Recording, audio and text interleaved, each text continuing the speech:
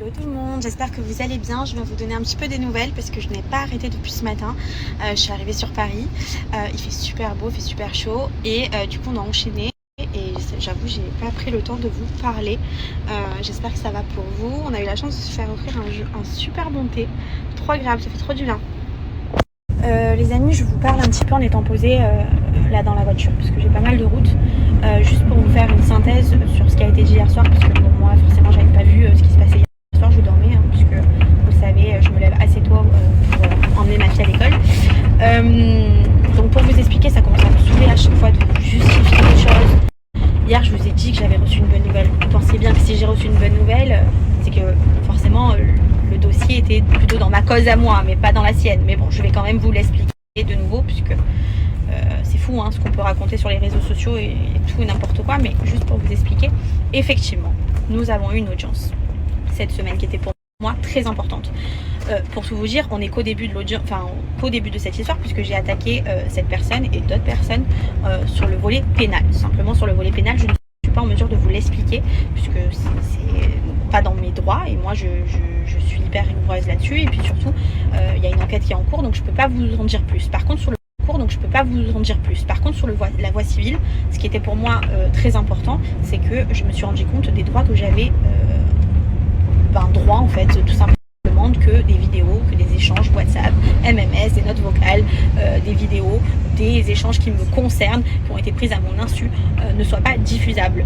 Ça, ce n'est pas justifiable et c'est contre la loi. C'est-à-dire que effectivement, ça, ce n'est pas possible. C'est-à-dire qu'un citoyen a des droits. Ces droits-là, il faut les respecter, et que je me suis rendu compte à quel point la vie privée d'une personne est importante et elle ne doit pas être diffusée sur les réseaux sociaux.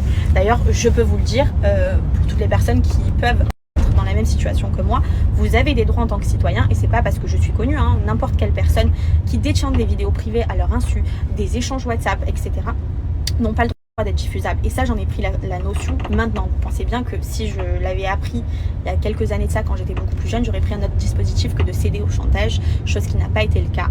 Mais c'est pas grave, mieux vaut tard que jamais. C'est en étant seule que je me suis rendu compte à quel point j'étais forte et à quel point j'avais un mental pour mener cette guerre et cette bataille qui m'a chagrinée, mais qui m'a vraiment fait du mal dans ma vie privée. Maintenant, là, lors d'aujourd'hui, je suis juste là pour vous expliquer que cette audience, je l'ai gagnée. Je l'ai gagnée parce qu'il n'a plus le droit de diffuser quoi que ce soit à mon égard. Ça m'a vraiment fait du mal dans ma vie privée. Maintenant, là, lors d'aujourd'hui, je suis juste là pour vous expliquer que cette audience, je l'ai gagnée. Je l'ai gagnée parce qu'il n'a plus le droit de diffuser quoi que ce soit à mon égard. C'est-à-dire que il faut qu'à un moment donné, je suis quand même un être humain.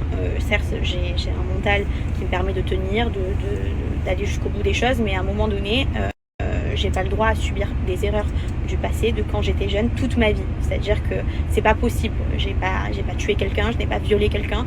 À un moment donné, il faut que ça cesse. Et surtout, donc effectivement, j'ai gagné.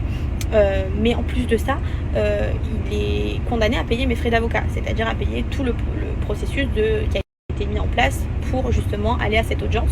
Donc voilà, il s'est bien chargé de ne pas vous le dire, puisque à l'écouter, il est dans son bon droit, mais effectivement que non. Alors il enchaîne les procédures contre moi. Bon, que grand bien lui fasse, je ne vais même pas débattre là-dessus, puisque vous connaissez tous l'histoire. Il détient des choses privées de moi, il me fait chanter là-dessus. Il encaisse de l'argent et puis le jour où j'arrête, il les sort, il les balance. Vous appellerez ça comme vous voulez. En tout cas, moi, ce que je sais, c'est qu'au nom de la loi, c'est punissable, et c'est exactement ce que je vais réaliser sur la voie pénale et la voie civile. Voilà, donc ça continuera.